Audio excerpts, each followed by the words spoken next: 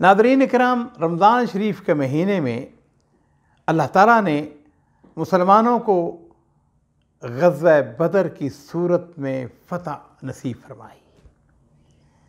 इस महीने में हमें इस बात का दर्स मिलता है, सबक मिलता है कि मुसलमान अल्लाह के फज़ल व करम से बहुत हिम्मत वाले थे, ताकत वाले थे, क़ुव्वत वाले थे, किसी से मरऊब नहीं होते थे। ईरानी सिपह सलार रुस्तम की क़यादत में 82,000 फ़ौजें थी और मुजाहिदीन इस्लाम उनकी तादाद 7 या 8,000 थी।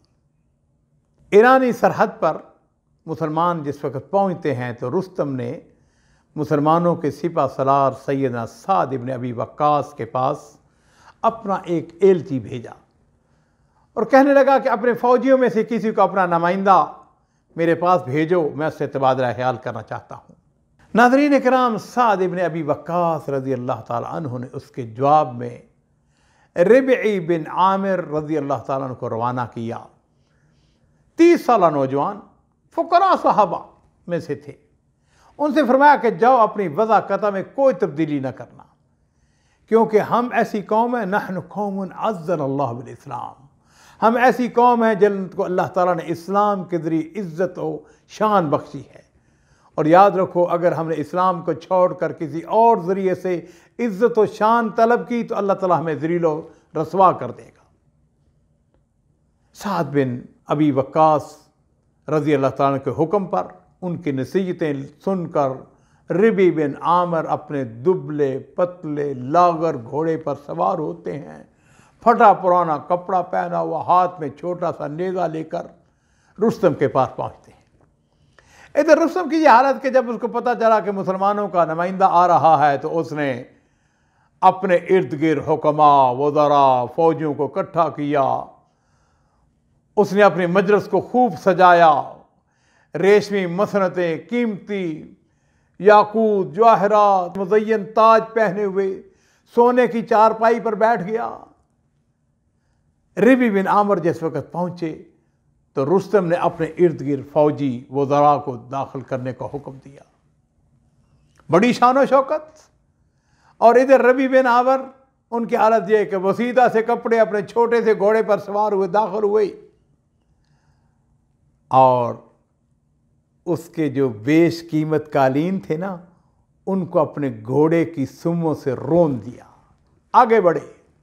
आपके जिस्म पर हथियार ज़ीरा और खूद था।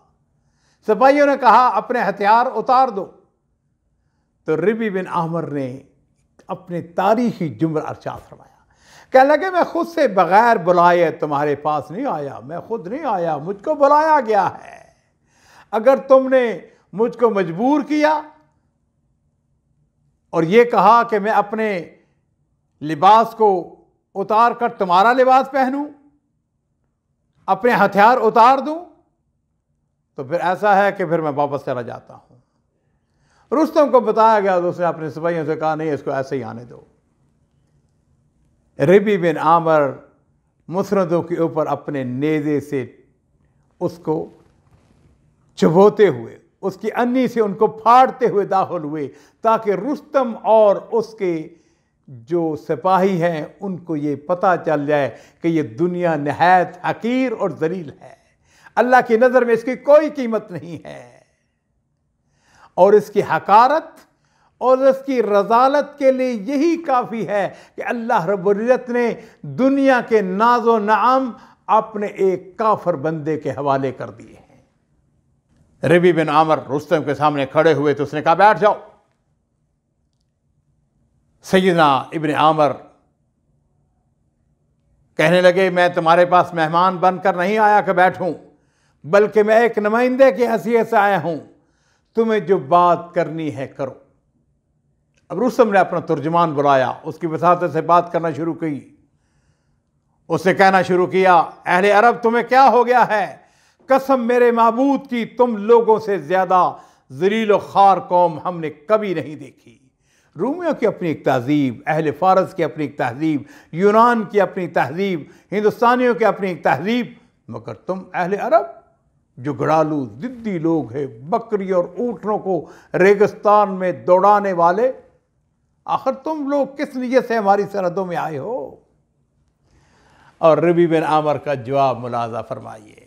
कहने लगे, बादशाह बिल्कुल हम वैसे ही थे जैसे तुमने कहा है, बल्कि हम इससे भी गए गुजरे थे। हम बिल्कुल जाहिल और गंवार थे, बुतों की इबादत करते थे, बकरियों को पानी पिलाते, आपस में लड़ने झगड़ने लगते, अपने करीबी अजीज़ों को मामूली बात पर कत्ल कर देते। हमें किसी निज़ाम और दस्तूर का इल्म ही नहीं था, हमारे पास ना कोई तहजीब थी ना तमद्दन था। और फिर सैयदना रबी बिन आमिर रज़ी अल्लाह ताला अन्हु ने अपने सर को थोड़ा सा झटका दिया और फिर रुस्तम की तरफ मुखातब हुए। अब उनकी आवाज़ बुलंद हो गई थी, कह रहे थे, वलाकिन्नल्लाह अब्तअसना लिनुख्रिजल इबाद मिन इबादतिल इबाद इला इबादत रब्बिल इबाद। कहने लगे, अल्लाह ताला ने हमें तुम्हारे पास इसलिए भेजा है कि हम बंदों को बंदों की बंदगी से निकाल कर अल्लाह की बंदगी की तरफ ले जाएं, दुनिया की तंगी और परेशानी से निकाल कर आखिरत की वुसअत व फरावानी की तरफ ले जाएं, और मुख्तलिफ मज़ाहिब के जुल्म जूर से निकाल कर इस्लाम के अदल व इंसाफ की तरफ ले जाएं। रुस्तम ने खरी खरी बातें सुनी, गुस्से में आ गया, कहने लगे, वल्लाहि ला तखरुजू हत्ता तहमिला तुराबन मिन बिसाती। कहने लगा, अल्लाह की कसम तुम इस वक्त तक वापस नहीं जा सकते जब तक तुम अपने सर पर मेरे सरजमीन की मट्टी उठाकर ना ले जाओ। और फिर रुस्तम ने हुक्म दिया, उनके सर पर मट्टी का टोकरा रख दिया गया। अजीजों, आमिर बिन रिबही, उन्होंने दुश्मन की मट्टी अपने सर पर उठाए हुए है, तेजी के साथ मुसलमानों के कैंप में वापस आए। साद बिन अबी वक्कास उनके मुंतजर थे, देखा रिबी के सर पर मट्टी का टोकरा है, पूछा ये क्या है? कहने लगे, सिपा सलार आपको फतह मुबारक हो, दुश्मन ने अपने सरजमीन की मट्टी लड़ाई से पहले ही आपके सुपुर्द कर दी है। मुसलमानों ने रिबी को देखा, बुलंद आवाज से नारा तकबीर बुलंद किया, खैमे गूंज उठे, आवाज बुलंद हुई, ये मट्टी का टोकरा फतह की निशानी है। और फिर मेरे अजीजों, अगला दिन मुसलमानों के लिए फतह व नुसरत का दिन था। सूरत की शुआएं कुफर की जुल्मत को मिटाने के लिए रोशन हुई। मुजाहिदीन इस्लाम और दुश्मनान इस्लाम आमने सामने हुए, दोनों में जंग शुरू हुई।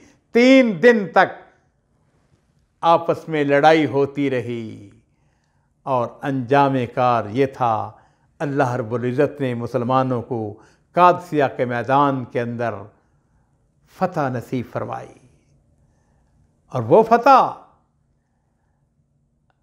कि जिस वक़्त साद इब्न अबी वक्कास ईवान किसरा के अंदर दाखिल होते हैं, वो किसरा जिसने 1000 साल तक लोगों पर जुल्म के साथ हुक्मरानी की थी, बेशुमार माल गनीमत, हीरे जवाहरात, कीमती पत्थर, मोती, साद इब्न अबी वक्कास अल्लाह के इस इनाम पर बेख्तियार रोने लगे। और फिर उनकी ज़ुबान पर कुरान पाक की आयतें आ जाती हैं, कम तरकू मिन जन्नातिन व अयून व ज़रूइन व मकामिन करीम व नअमतिन कानू फीहा फाकिहीन कज़ालिक व औरसनाहा कौमन आखरीन फमा बकत अलैहिम अस्समाउ वल अर्द वमा कानू मुनज़रीन। वो फिरौन, उसकी जमातें, ये किसरा, ये जालिम, ये जाबर बहुत से बागात और चश्मे छोड़ गए, खेतियां और राहत बख्श ठिकाने और वो आराम की चीज़ें जिनमें वो ऐश कर रहे थे, और हमने इन सब का वारिस दूसरी कौम को बना दिया। उन पर न आसमान और ज़मीन रोए, न ही उनको मोहलत दी।